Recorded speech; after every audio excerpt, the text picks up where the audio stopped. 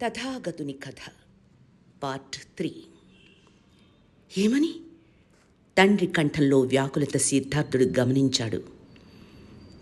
తాను యోగాభ్యాసం చేస్తున్నానని, కావాలని శరీరానికి ఉష్ణం కలిగిస్తున్నానని, శరీరాన్ని కృశింపచేసి అందుకు అనుబంధంగా స్వరాన్ని మందగింపచేస్తున్నానని తెలిపాడు. ఆ కృశాంగుని మాటలు వింటున్న అతని అర్ధాంగి కాబోలు పైట చెంగు నోటికి అడ్డం ఉంచుకుని కన్నీరు నిగ్రహించుకుని లోపలికెళ్ళింది. ప్రభు, యువరాజు అది గమనించాడా? ఆ యువతి శోకాన్ని పరికించాడా? తొందరపాటు ధ్వనించింది మహారాజు గొంతులో. అంతలో అంతటి బాధను అణుచుకుని మీ శాసనాన్ని అనుసరించి ఆ యువతి తిరిగి వచ్చి నవ్వుతూ అన్నది. యువరాజుతోనా? కాదు ప్రభు, తన పెనిమిటితో. ఇక మీ యోగాభ్యాసం చాలు, లేవండి. ఎవరైనా చూస్తే నిజంగా జ్వరపీడితులేమోనని అనుకోగలరు.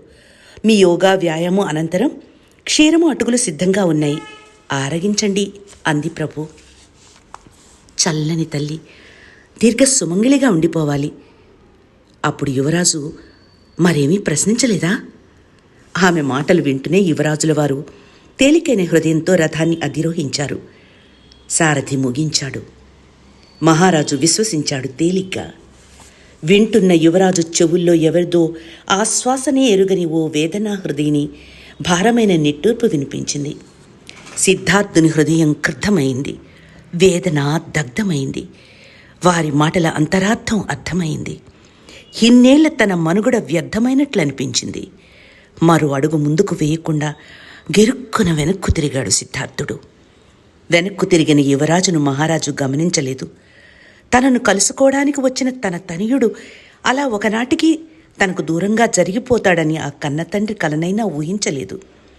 25 వత్సరాల ప్రాయం వచ్చినా సాయం వేళల తన వద్ద కూర్చుని అందంగా అమాయకంగా మాట్లాడే తన ప్రియ సిద్ధార్థుడు తన నుండి దూరంగా వెళ్ళగలడని ఆ ముదుసలి మనసు ఊహిస్తే ఏనాడో తనువు చాలించి ఉండేవాడు. కొమరునిపై ఆయన పెంచుకున్న ప్రేమ అంతటిది. నడుస్తున్న యువరాజు మస్తిష్కంలో భిన్న భావాలు సుడులు తిరుగుతున్నాయి, నిష్కృతి కోసం తపిస్తున్నాయి. మ్లాన వదనంతో దీన హృదయంతో శయనమందిరానికి తిరిగి వచ్చాడు సిద్ధార్థుడు. ఆలోచిస్తూ కూర్చున్నాడు. యశోధర నిద్రిస్తుంది. రాహులుడు గాలిలో చేతులు కదుపుతూ ఆడుకుంటున్నాడు. యువరాజు తదేకంగా రాహుల్ని చూస్తున్నాడు. ఎన్నో ఏండ్లు ముందుకు ఊహిస్తున్నాడు. రాహులుడు పెరిగి పెద్దవాడయ్యాడు. యువరాజుగా పట్టాభిషిక్తుడయ్యాడు. పరరాజ్యాలపై దండెత్తి తన రాజ్యాన్ని విస్తరింపచేశాడు. వేలాది సైనికులు సమరభూమిలో తమ ప్రభువుకు విజయం చేకూర్చాలని మరెంతమందినో మరణించారు, తాము మరణించారు. మానవ రుధిరంలో తడిసిన స్వర్ణమయ కిరీటాన్ని మహానందంతో రాహులుని శిరస్సుపై ఉంచుతున్నారు మంత్రి, పురోహితులు. యువరాజు తదేకంగా రాహుల్ని చూస్తున్నాడు.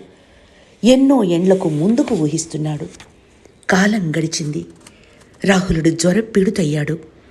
దేహం స్వాస్థ్యం కోల్పోయింది. పరివారం ఆందోళించసాగారు. రాజవైద్యులు రాహులుని తల్పం చుట్టూ ముగి ఉన్నారు. క్షణక్షణానికి నాడీ స్పందన పరీక్షిస్తున్నారు. తలలు వంచి నిట్టూర్పు విడుస్తున్నారు. రాహులుని శరీర బాధతో మెలికలు తిరుగుతున్నాడు. తను సాధించిన విజయాలు సర్వం తన ఆరోగ్యం ముందు తృణప్రాయంగా తోస్తున్నాయి. కనిపించని భగవానుని కన్నీటితో వేడుకుంటున్నాడు తనకు స్వాస్థ్యం చేకూర్చమని. యువరాజు తదేకంగా రాహుల్ని చూస్తున్నాడు. ఎన్నో ఏండ్లకు ముందుకు ఊహిస్తున్నాడు. రాహులుడు స్వస్థుడయ్యాడు. కొన్నాళ్లు గడిచాయి. అతనిలో వార్ధక్య చిహ్నాలు పడసూపుతున్నాయి. శరీరం వివన్నమవుతున్నది. కన్నులు తేజం తప్పుతున్నది. నడక తడబడుతున్నది. కృష్ణకేశాలు శుక్లప్రాయం అయ్యాయి. మాటలు పొరబడుతున్నాయి. రాహులుని గుండె అతి కష్టంగా కొట్టుకుంటున్నది. శరీరంలోని సర్వశక్తి హరించుకుపోతోంది. వైద్యులు పెదవి విరిచారు. శ్వాస నిలిచిపోయింది. యువరాజు తదేకంగా రాహుల్ని చూస్తున్నాడు. ఎన్నో ఏండ్లకు ముందుకు ఊహిస్తున్నాడు. పన్నిటితో రాహులుని శరీరం స్నానం చేయించారు. పూలరథంపై పవళింపచేశారు. మంచి గంధపు కాష్టంపై పరుండబెట్టారు. మండుతున్న కొరివి ఆ మంచి గంధపు కట్టెల్ని ముట్టిటించింది. సుందరాకారుడు సున్నిత హృదయుడు తన రాహులుడు కాలిపోతున్నాడు.